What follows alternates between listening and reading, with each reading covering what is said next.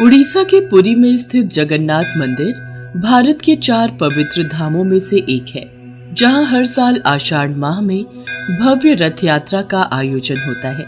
हिंदू धर्म में जगन्नाथ रथ यात्रा का बहुत अधिक महत्व है। जगन्नाथ मंदिर में भगवान जगन्नाथ विराजमान हैं, जो कि श्री हरि विष्णु के अवतार श्री कृष्ण का ही रूप माने जाते हैं। जगन्नाथ का अर्थ होता है जगत के नाथ। आषाढ़ मास की द्वितीय तिथि को ये रथ यात्रा शुरू होती है और शुक्ल पक्ष के 11वें दिन भगवान की वापसी के साथ इस यात्रा का समापन होता है। भगवान जगन्नाथ के मंदिर से जुड़ी एक पौराणिक कथा के अनुसार मध्य भारत में इंद्रद्युम्न नाम के एक राजा रहते थे। उनकी राजधानी का नाम अवंती था। वो भगवान विष्णु के बहुत बड़े भक्त थे और हमेशा भगवान विष्णु के दर्शन के लिए इच्छुक रहते थे। एक बार एक ऋषि घूमते हुए उनके महल में आ पहुंचे और राजा से बोले, राजन, उड़ीसा में भगवान विष्णु के भव्य रूप नील माधव को पूजा जाता है, लेकिन वो जगह उड़ीसा के कौन से हिस्से में है, ये आपको पता लगाना पड़ेगा। क्या आप सत्य कह रहे हैं ऋषि श्रेष्ठ? ये सुनकर तो मेरा मन भगवान विष्णु के दर्शनों को लालायित हो गया है। राजा इंद्रद्युम्न अत्यंत आनंदित हो उठे और तुरंत महल के मुख्य पुजारी के भाई विद्यापति को आदेश दिया कि वो ओडिशा जाकर नील माधव की खोज करे। राजा के आदेश अनुसार विद्यापति ओडिशा भ्रमण करने निकल पड़े। बड़ी ही लंबी यात्रा के बाद जब विद्यापति ओडिशा पहुंचे, तब उन्हें कुछ गुप्तचरों के माध्यम से पता चलता है कि सबरों के मुखिया विश्ववासु एक गुप्त गुफा के अंदर नील माधव की पूजा करते हैं। विद्यापति विश्वासु के पास गए और बोले, महाशय, कृपा करके आप मुझे देव पूजा का स्थान दिखा दीजिए। मैं विश्वास के साथ यहाँ आया हूँ। नहीं, मैं तुम्हें उस स्थान पर नहीं ले जा सकता। मुझे माफ करो। अब मैं क्या करूं? यदि ऐसे ही वापस गया तो महाराज को क्या जवाब दूंगा? मुझे कोई और रास्ता ढूंढना होगा। विद्यापति उसी गांव में रुक गया। कुछ ही दिनों में विद्यापति को विश्ववासु की बेटी ललिता से प्यार हो गया और दोनों ने शादी भी कर ली। शादी के कुछ दिन बाद विद्यापति ने अपनी पत्नी से कहा, ललिता, सुनो, क्या तुम नील माधव की सिर्फ एक झलक दिखाने के लिए अपने पिता से कह सकती हो? तुम्हारे पिता तुम्हारी बात नहीं टालेंगे। ठीक है, पिताजी को आने दो, मैं बात कर लूंगी। ललिता अपने पिता से बात करती है। ठीक है, पर मेरी एक शर्त है। विद्यापति मेरे साथ आंखों पर पट्टी बांध कर जाएगा। विद्यापति शर्त मान लेता है, पर वो बड़ी ही चालाकी से अपने साथ कुछ सरसों के दाने ले जाता है और गुप्त गुफा तक पहुंचने के रास्ते को याद रखने के लिए रास्ते में सरसों के दाने गिराते हुए जाता है। गुप्त गुफा में पहुंचने के बाद जब विद्यापति ने नील माधव की दिव्य छवि को देखा, तब वो उन्हें देखता ही रह गया। गुप्त गुफा से लौटकर विद्यापति ने राजा इंद्रद्युम्न को सब कुछ बताया। तब राजा इंद्रद्युम्न भी अपने प्यारे भगवान के दर्शन के लिए तुरंत निकल पड़े। लेकिन जब राजा इंद्रद्युम्न विद्यापति के साथ गुप्त गुफा में पहुंचे, तब उन्हें वहां कुछ नहीं दिखा। नील माधव अंतर्धान हो चुके थे। यहाँ पर तो कुछ भी नहीं है। प्रभु कहाँ गए? महाराज, मैंने यही उनके दर्शन किए थे, पर अब वो यहाँ से अंतर्ध्यान हो गए हैं। राजा इंद्रद्युम्न निराश होकर महल में लौट आए।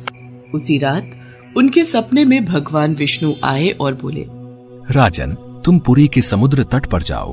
वहाँ तुम्हें एक लकड़ी का लट्ठा मिलेगा जो पानी में तैर रहा होगा।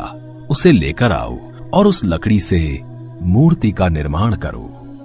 राजा इंद्रद्युम्न ने इस संदेश का पालन किया और वो पुरी के समुद्र तट पर पहुंच गए और वहां उन्हें सचमुच एक लकड़ी का लट्ठा पानी में तैरता हुआ दिखाई दिया। लेकिन राजा इंद्रद्युम्न के सेवकों के लाख कोशिशों के बावजूद भी कोई उस लकड़ी के लट्ठे को उठा नहीं पा रहा था।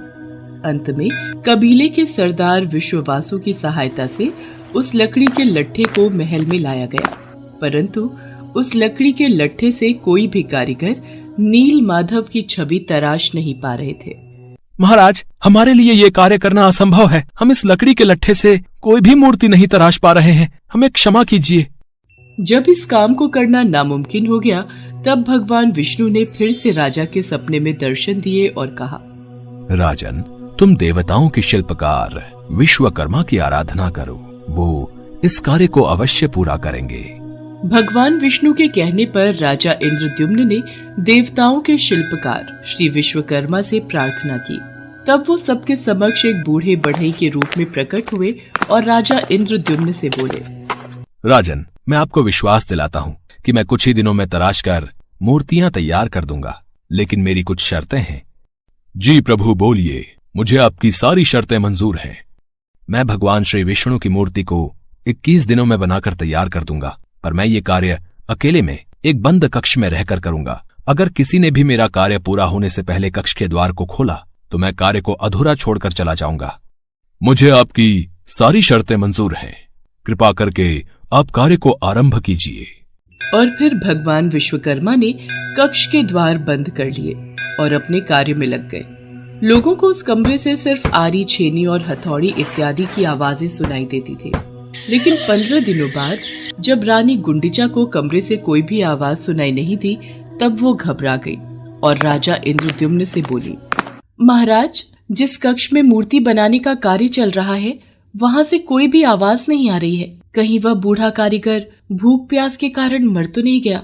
आप एक बार कक्ष को खोलकर देख तो लीजिए, कहीं हमारे सिर कोई पाप न लग जाए। पर महारानी, हमें उन्होंने यही शर्त रखी थी कि 21 दिन से पहले उस कक्ष का द्वार न खोला जाए। कहीं कोई अनहोनी हो गई तो? महाराज, ऐसे भी तो हम चिंता में हैं। कक्ष को खोले बिना कुछ पता नहीं चलेगा। रानी गुंडिचा ने राजा इंद्रद्युम्न से कक्ष का द्वार खोलने की जिद की। आखिर में कक्ष के द्वार को खोला गया और राजा इंद्रद्युम्न के ऐसा करते ही वो बूढ़ा कारीगर बने भगवान विश्वकर्मा गायब हो गए और अपने पीछे आधी बनी 3 मूर्ति छोड़ गए। राजा इंद्रद्युम्न को इस बात से बहुत दुख पहुंचता है कि उन्होंने विश्वकर्मा की बात को नहीं माना और शर्त के नियम तोड़ दिए। इसी कारण प्रभु जगन्नाथ के हाथ और पांव आधे बने हुए हैं। राजा इंद्रद्युम्न ने उसी रूप में उन मूर्तियों की स्थापना की जो आज जगन्नाथ मंदिर के नाम से प्रसिद्ध है, जहां श्री कृष्ण भगवान जगन्नाथ के रूप में बड़े भाई बलराम और छोटी बहन सुभद्रा के साथ विराजमान है। प्रभु जगन्नाथ को भी बुखार होता है, उनको भी दवाई दी जाती है। कभी कभी वो ठीक हो जाते हैं, पर कभी कभी नहीं। उनका पुनर्जन्म होता है जिसे नव कलेवर कहा जाता है, जो हर 8 साल, 12 साल और 19 साल में एक बार होता है। इन दिनों उड़ीसा सरकार पुरी में अंधकार का ऐलान करती है और कुछ खास पुजारी अपनी आंखों पर लाल कपड़ा और हाथों में लाल कपड़ा बांधकर पुरानी मूर्ति से कुछ रहस्यमयी चीज को निकालकर नई मूर्ति में लगा देते हैं, जिसे ब्रह्म पदार्थ कहा जाता है। ब्रह्म जो जीवन का प्रमाण देता है। जैसे प्रत्येक मनुष्य के शरीर में आत्मा होती है, उसी प्रकार प्रभु जगन्नाथ के शरीर में ब्रह्म या परमात्मा रहते हैं। यही कारण है कि प्रभु जगन्नाथ दुनिया के एकमात्र जीवित ठाकुर जी हैं, जो भक्तों की पुकार सुनते हैं, समझते हैं और उनकी इच्छाओं को पूरा करते हैं। श्री जगन्नाथ मंदिर के ऊपर स्थापित लाल ध्वज सदैव हवा की विपरीत दिशा में लहराता है। प्रतिदिन सायकाल मंदिर के ऊपर स्थापित ध्वज को मानव द्वारा उल्टा चढ़कर बदला जाता है। कहा जाता है कि जब श्री कृष्ण की मृत्यु हुई थी, तब एक बहेलिये ने ही उनका अंतिम संस्कार किया था, लेकिन उस वक्त श्री कृष्ण का दिल आग में जला नहीं था, जिस वजह से बहेलिये ने उस हृदय को लकड़ी के गुच्छे में बांधकर समुद्र में प्रवाहित कर दिया था, जो फिर बहते बहते पुरी के समुद्र तट पर पहुंचा और वहां से फिर राजा इंद्रद्युम्न ने उसे प्राप्त कर प्रभु जगन्नाथ की मूर्ति का निर्माण करवाया।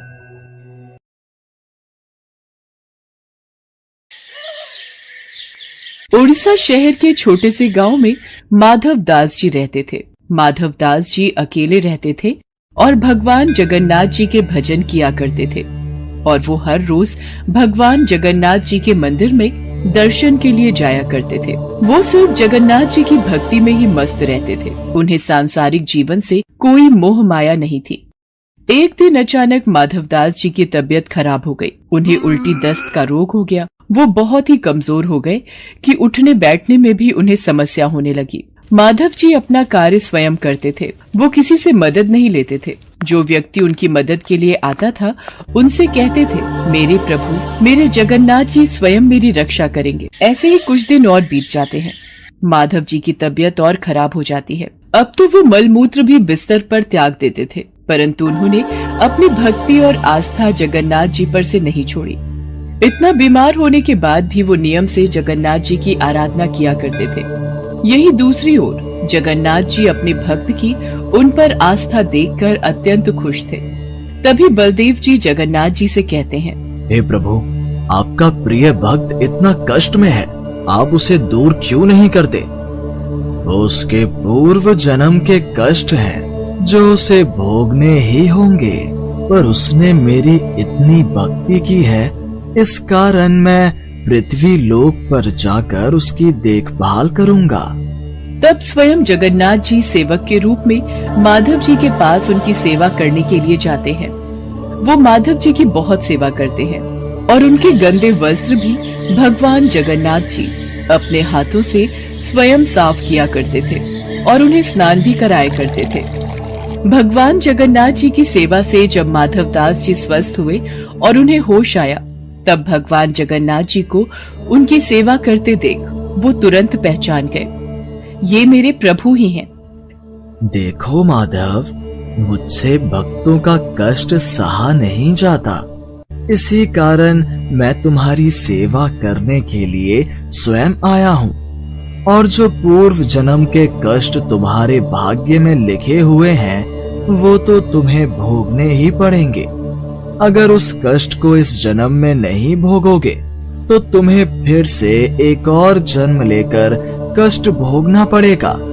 मैं नहीं चाहता था कि मेरे भक्त को उसके पूर्व जन्म के कष्टों के कारण अगला जन्म फिर लेना पड़े। इसलिए माधव, मैंने तुम्हारी सेवा की। अगर फिर भी तुम कह रहे हो तो मैं अपने भक्त की बात नहीं टाल सकता। अब भी तुम्हारा ये रोग 15 दिन का और शेष है, इसलिए वो 15 दिन का रोग वो मैं ले लेता हूँ। 15 दिन का वो रोग जगन्नाथ प्रभु ने माधव दास से ले लिया। तब से भगवान जगन्नाथ जी 15 दिन के लिए बीमार रहते हैं। तब से आज तक हर वर्ष से यही चलता आ रहा है। ज्येष्ठ पूर्णिमा को भगवान जगन्नाथ जी को ठंडे जल से स्नान कराया जाता है। इस स्नान के बाद भगवान को बुखार आ जाता है। 15 दिनों तक भगवान जगन्नाथ जी को एकांत में एक विशेष कक्ष में रखा जाता है, जहाँ केवल उनके वेधा और निजी सेवक ही उनके दर्शन कर सकते हैं। इस दौरान भगवान जगन्नाथ जी को फल के रस, औषधि एवं दलिये का भोग लगाया जाता है और रोग मुक्त करने के लिए उन्हें काढ़ा भी पिलाया जाता है। भगवान के स्वस्थ होने पर अपने भक्तों से मिलने रथ पर सवार होकर निकलते हैं, जिसे रथ यात्रा कहा जाता है। इस रथ यात्रा में भगवान जगन्नाथ जी के साथ साथ उनके भाई और बहन भगवान बलदेव और देवी सुभद्रा की भी रथ यात्रा निकलती है। रथ यात्रा प्रतिवर्ष आषाढ़ मास की शुक्ल पक्ष की द्वितीय तिथि को निकलती है।